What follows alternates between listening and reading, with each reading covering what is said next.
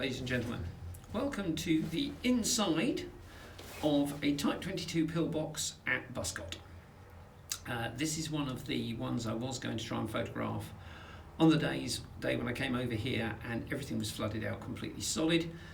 And I'll put a link to my video of me failing to do that in the end screen, or the bottom screen, or the notes. Or I'm not going to try and do this posh thing where they make things wave around in the top of the video, because quite frankly that's for people with considerably more skill, talent and ability than I possess.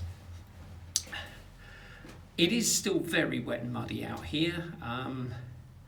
It's soggy underfoot, very squelchy, and the man from the Environment Agency at Buscot Lock said the water level's on its way back up again. So it's probably my clue to not spend too much time on this if I don't want to paddle on the way home. I've photographed this pillbox before on several occasions, and it's really nice. And what I'm hoping for is not only some nice pictures of the pillbox itself, but there's some really nice bits where the concrete is broken down over the decades, and there's some, exposed rebar and everything. So let's hope we have a good hour or so's photography here at Buscot this morning.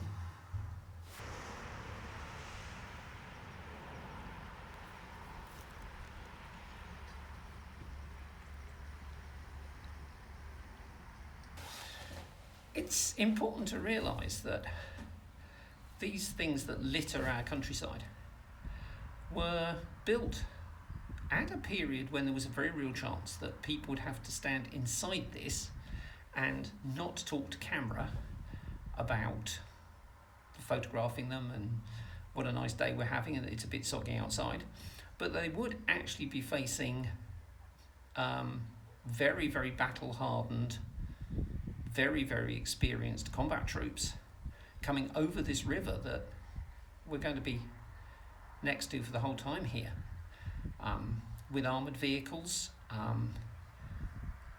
All the images you see online, and there are plenty of them, of the Blitzkrieg in action in various sort of other parts of Europe. We'd have dive bombers raining bombs down on us, artillery. These things are solid, but I honestly think your chances inside one were not actually going to be that long. But not only British troops, but also local members of the Home Guard, just sort of people too old or too infirm to actually join the army themselves, would be stood pretty much where I am. I'm leaning on one of these embrasure slits at the moment. I'll give you a view out the window in a second. Waiting to die. And it's quite salutary, really. And obviously, things have changed over the years, and they're now based on the assorted cider cans that I've located inside a popular Saturday night place for the youth of Buscot and Lechlade and Kelmscott and other villages. Some people get really arsy about that, but I don't think that's the case. I don't think these things should be preserved as shrines as such. They are just a part of our landscape. And a lot of people would disagree with me on that, but do you know what?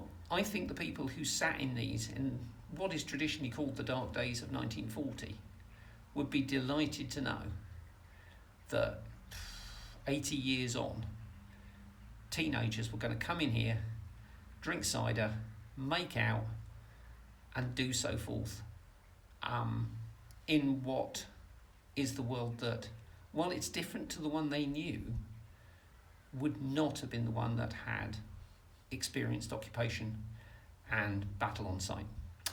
So my two penneth on that. But anyway, let me just give you a quick view out of the window so you can see roughly what we're talking about here. So I don't know how well this is going to pick up the audio from this, but this is actually a view out of the embrasure. You can see that its purpose is to, guard this river crossing, and there's a whole row of these. So I'll just take us around on the inside and we can look at some of the others.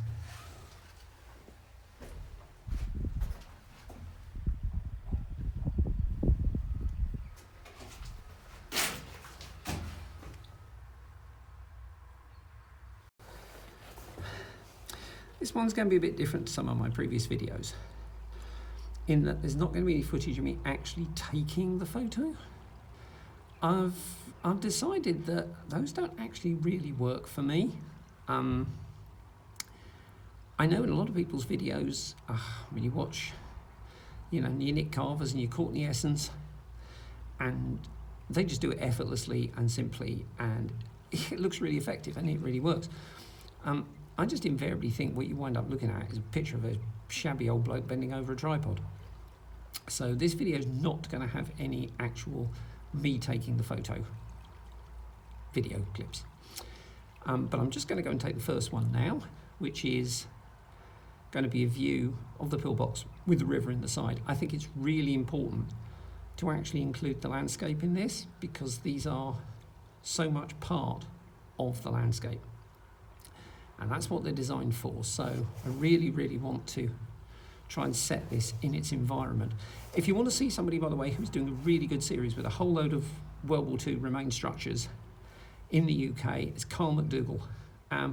He's Canadian, he's living over here for a while, he's absolutely nailing it. And I will put a link to his channel in the notes below, because his work is really, really good, and he's contextualising old airfields and pillboxes and things, and even small shell craters in his recent one, absolutely perfectly. So I'm going to go off and take the first one, and I'm going to put it on the screen now, and then afterwards I'm going to talk a little bit about it.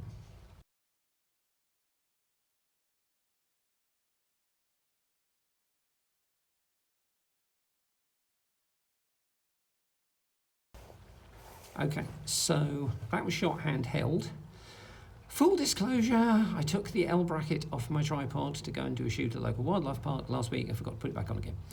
So I don't normally shoot handheld from choice, but needs must and all that. Oh, by the way, no, trimmed the beard.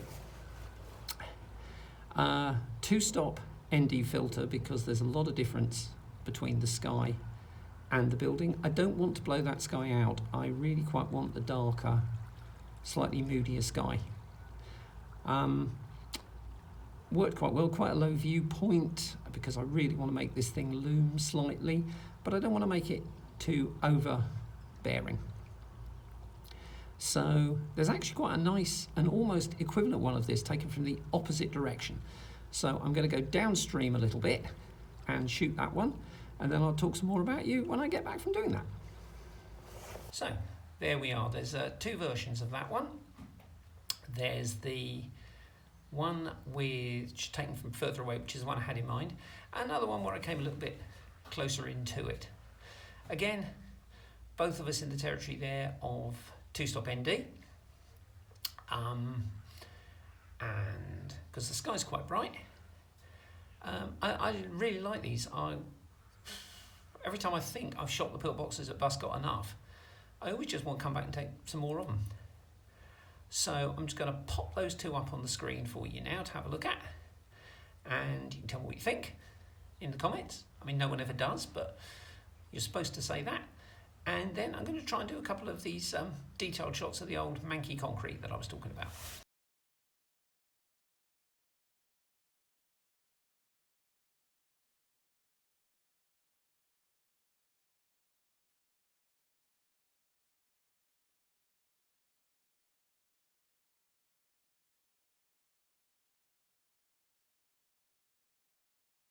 Okay, so that's 2 or 3 little ones that I'm going to put on as a sort of little set on the, so I'm just turning the battery for my phone back on, which I'm going to put on as like a little set of images in a minute, which show the sort of concrete and the underlying build structure of these.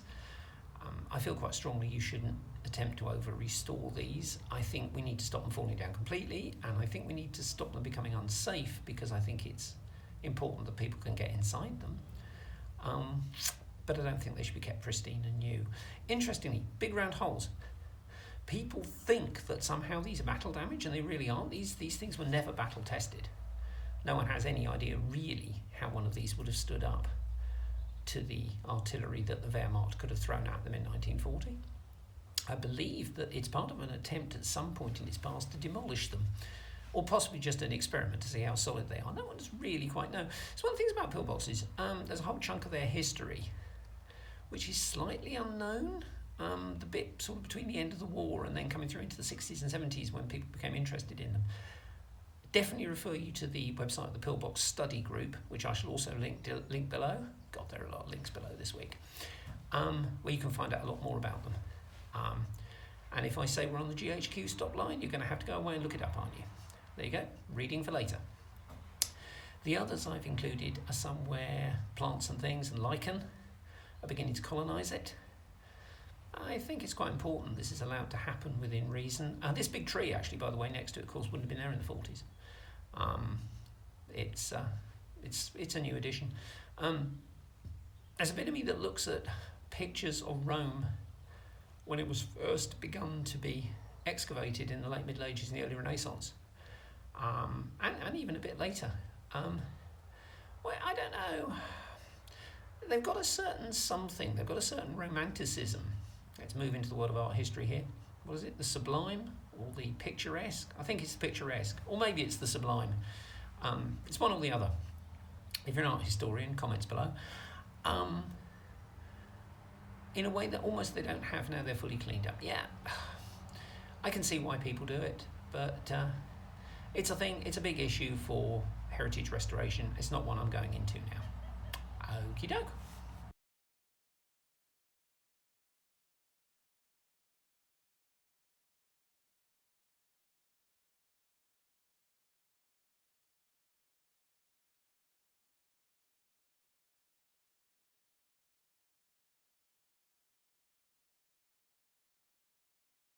Okay, this last injury is going to be the controversial one. Nothing like a bit of controversy, is it? This is what I think is an empty pot, noodle pot, and a cider can. They're actually really quite nicely lit, actually. The sunlight's arcing in, you've got the ground around them. And I wanted to include them because it's like the pillbox today. It's, yeah, what's it for? Personally, I think people probably came in here and made out in the late 1940s after the war was over. It's just people then, for some reason... Okay, we say people didn't litter in the past. In me, I think that's rose-coloured glasses. I refuse to believe that somehow over the last 20 years, the youth of today, as you know, we do like to call it, have lost all respect for things and so forth and whatever and what have you and whatever else the Daily Mail and other people might want to talk about. Oh, Jesus, I was a kid in the 60s and trust me, that was litter then. Mainly it was old fag packets. You don't see as many old cigarette butts now. Perhaps it's a sign that young people are actually, not smoking as much. Anyway, here we go.